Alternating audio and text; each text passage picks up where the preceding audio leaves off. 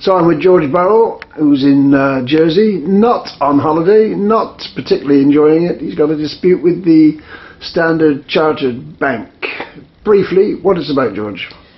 Well, in 2008, I was approached by Standard Chartered Bank and asked if I would like to invest £100,000 of our pension money in a product which they said they had just designed and which was called the Standard Chartered Jersey Limited European Banking Recovery Note. This investment had lots of features, they claimed, such as that it could be, although it was a 5-year investment, you could easily sell it whenever you wanted. It had 100% protection of the capital. It was going to invest in banks listed on the European Stock Exchange. It would have no exposure to US financial institutions.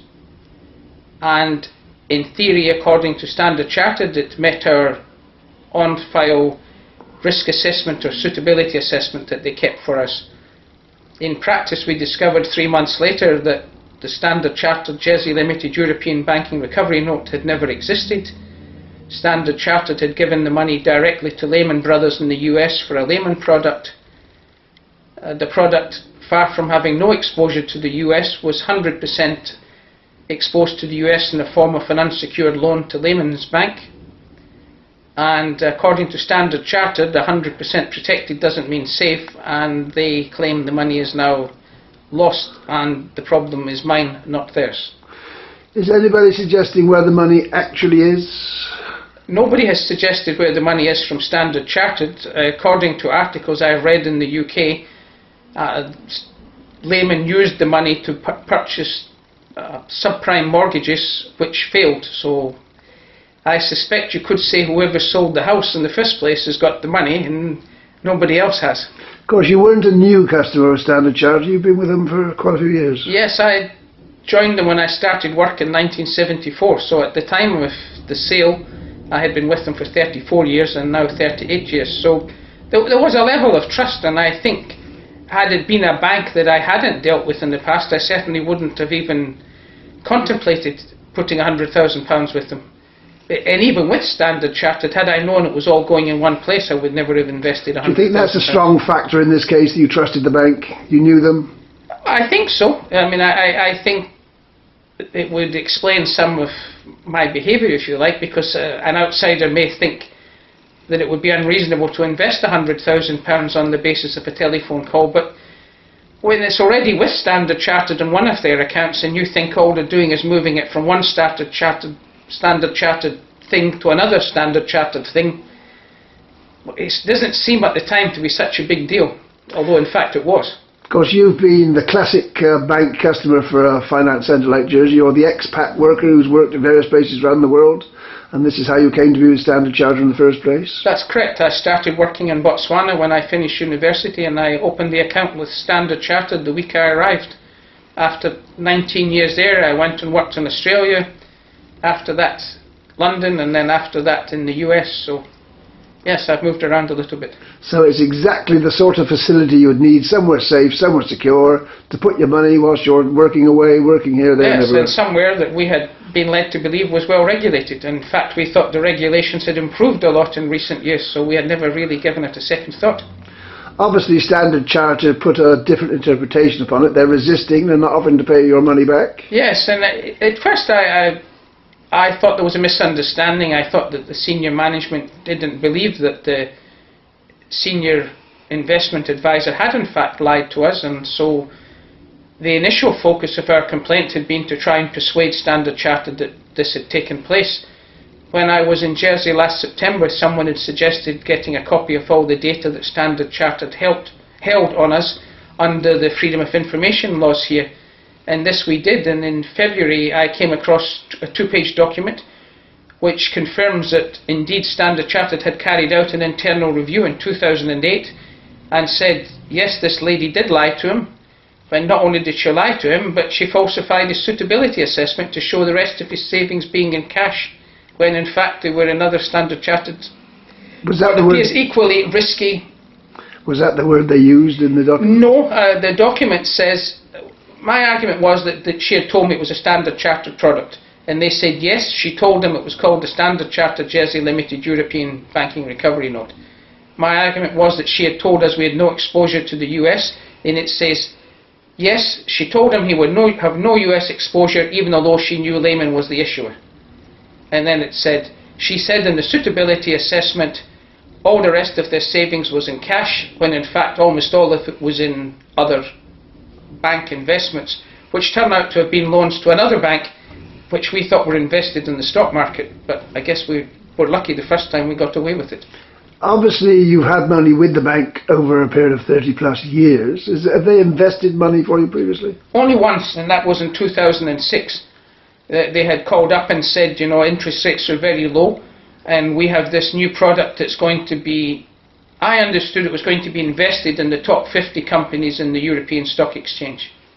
In fact, through this freedom of information, it included a lot of paperwork on what that previous investment was, and it turns out that that was also some kind of interbank loan where they were just using the stock exchange as a reference to work out how much interest you should get back, and in fact they never invested any money in the stock exchange. But I didn't know that until February of this year, so I guess we were really, really lucky on that. You didn't lose any money on that one? No, we didn't make anything. I think we averaged just under 1% a year for the life of the investment. On this investment which went wrong, you lost it, what did they promise your return would be? All they promised was we'd get the capital back. They said that if the stock market goes up, you'll get a bit more. If the stock market goes down, you won't get any less. Where did the transaction actually take place? Is it a Jersey transaction? Or well, the paperwork was faxed and emailed from Jersey to the US. I signed the paper in the US and faxed it back, so it's a bit of a grey area. The US authorities believe the transaction took place in Jersey. I'm not sure. The sum of money involved is exactly what? It was £100,000. Right. And that was at the time, I think, if I remember correctly, about 20% of our total assets that we had. So it's a considerable dent in our retirement plan. Right. You've obviously complained to the bank. Have they made you an offer? No, nothing at all. They just said it's not their fault and it's up to you to pursue it. Have they formally met you and discussed it? They have not met me ever. Have you asked to meet them? Not formally as such, no. I mean, I tried to talk to them but on the phone, but nobody wants to talk to you, so at that point I took the matter to Jersey Financial Services Commission. The lady who actually sold you the deal, have you an idea what level she was at the bank when she sold you the deal? At the time, her title was Senior Investment Advisor, and now I believe she's an Associate Director of the company. So she's been promoted? She has. I guess she got a lot of commission. Right. The Financial Services Commission here you've obviously been in touch with. Yes, I've been in touch with them for almost 4 years and have met physically with them twice. The initial meetings or initial discussions was a different group of people than are there now, so the ones who I dealt with at the beginning are long gone, but they were certainly not sympathetic. One of them told me that telling lies was nothing more than persuasive marketing, and another person said telling you about one investment and supplying another really is not a material thing. I mean, obviously if there were lies being told, that would be a criminal matter. Apparently under the Protection of Investors Jersey law of 1967, it says very clearly that if you mislead somebody, if you lie to them, in several other instances, it is definitely a criminal matter. And as we have a tape recording of the conversations which can be compared to the paperwork, it's very easy to see that what was said in the telephone call was not the truth. The local chief of police is actually from the City of London Police. That's where he was recruited from. I believe so, and I had hoped because of that he might have more of an understanding of the matter, but he declined to meet with me. He told me he was too busy over the 2 weeks I was here, and he has declined to pursue the matter also. Political representation, obviously we've got 51 states members. Are any of those being helpful? Several of them have been helpful. Initially the support came from one, and that was last year when I was here, was a lady called Sarah Ferguson, who I've never met, but she spent a considerable amount of time sending emails back and forth with the bank and with Jersey Financial Services. And I think her attitude was, well, even if Jersey Financial Services technically don't have the authority to enforce the rules, they have a moral authority that they could have applied, and she felt at the time that they were not applying it fairly enough. In fact, her description of the financial advisor was she was nothing more than a pushy sales lady.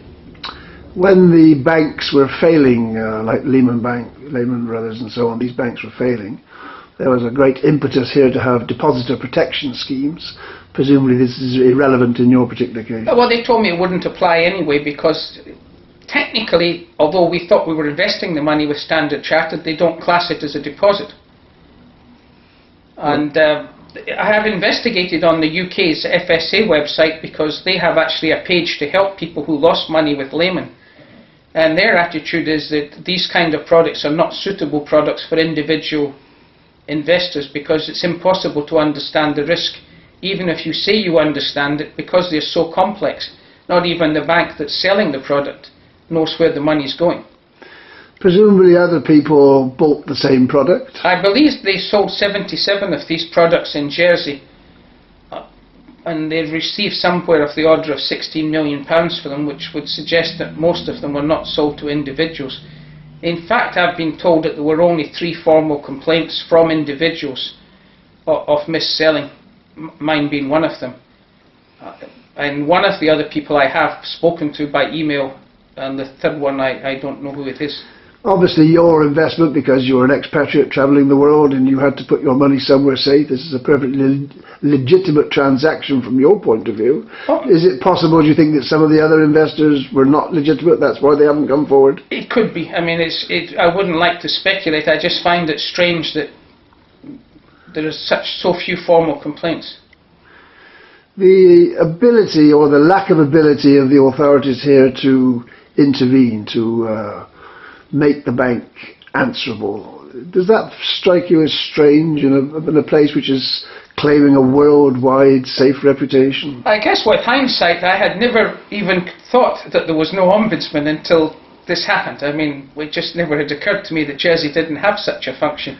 I thought with all these rules in place there would have been an enforcement mechanism as well as a regulatory mechanism, but it appears that that's still some years away. In fact, I've been told it's unlikely to be in place before 2014 at the earliest. Obviously there's an American element to this. Has anybody suggested pursuing this in America? The only people who are suggesting that are the American lawyers, who I think can smell some money in it, but it's probably money for them rather than for us. £100,000 wouldn't go far with the lawyers. The advice we got in Jersey that the cost of a court case in Jersey would be of the order of £100,000. So I can't see how a lawyer in America can do the case and leave any money for my wife and I on the table when it's finished. I mean, it just doesn't seem to be a viable way to go. Are the Jersey lawyers being any more helpful?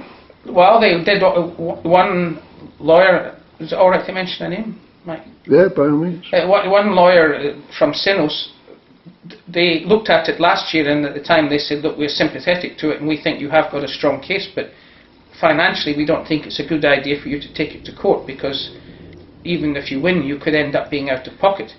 This year they came back and they said there's now somebody they work with who's prepared to fund the case. But I think the end result would be something very similar to the US, where the person funding the case would be looking at it as an investment on their part, and they would in fact end up with the bulk of the proceeds. And so we didn't pursue that. If you don't have assets in Jersey, would you be liable to legal aid? Is that something you've looked at here? Even though you might not be resident? Well, as I said, I tried Citizens Advice Bureau first. I tried Trading Standards, and I tried, there was one other division, and it may well have been that one. But they basically said, not being here, you can't even take the case to court yourself, not being a Jersey resident, because you need to have a Jersey residence before you can make an application at the Royal Court. Well, I'm not sure if that's correct, but you could certainly, I would have thought, registered an application, but I don't know, you may be right on that. Well, she sent me the paperwork, and it said on it that, she said, the first problem is you don't have a Jersey address, and the second problem would be, even if you did get round that problem, if Standard Chartered decided they wanted you to put a deposit equal to their legal fees, if you can't match that money, then the claim can't go forward. Oh, I see. That's possibly what they were asking for, like money up front. So she said they could quite easily come and say, we're going to put X number of lawyers on this, it's so much a day, So Mr. Burrow must put that amount of money on the table before we go forward, which of course... It is very curious, isn't it? Because so much of the traditional business here was built upon expats, for want of a better expression. Yes. People working overseas, taking salaries overseas, and wanting to put their money safe. It does seem that the structure is simply not there to protect that sort of person. No, it seems now the focus... to me, the focus seems to have shifted more to large investment funds, I think, for want of a better word, rather than the individual. When you were working around the world, did you meet many people who invested in Jersey? Well, particularly when I was working in Botswana, I guess the strong presence of Standard Chartered Bank there only were two banks, Standard Chartered and Barclays, and both of them basically pushed their customers to put their money in Jersey. So if you were with Barclays, you put it with Barclays in Jersey. If you were with Standard Chartered, you put it Standard Chartered in Jersey. So almost everybody I worked with had their banking accounts in Jersey. Now, most of those people have since retired, and I'm sure their money is long gone from Jersey. You've been visible in the street outside Standard Chartered Bank on various occasions. Has that provoked much interest? It's provoked a huge interest from, if you like, the ordinary people of Jersey who have been very, very supportive and stopped and had quite knowledgeable chats about what's going on. Surprisingly, I had several approaches from people working in the finance industry, obviously not with Standard Chartered, who wanted to know the details, and one never knows how genuine it all is, but I mean, they seemed rather surprised that the bank would sell such a product to an individual for their pension, because they said, really, it's a kind of gambling thing, it's not something you put your pension in. Has the local media taken much interest? I would have to say no, not really. Today, just before I packed up, the Jersey Evening Post did take some photographs, but that's the first spark of interest I've seen. Would you have expected a rather more in-depth interest, since there's a reputation from the island? Before I came, I emailed the Jersey Evening Post, Channel TV, BBC TV, BBC Radio and 103 Radio to say I was coming. The only one who responded was the Jersey Evening Post, who said, we will take some photographs when you're there, but we won't be doing much of a story. Have you pursued it in the UK?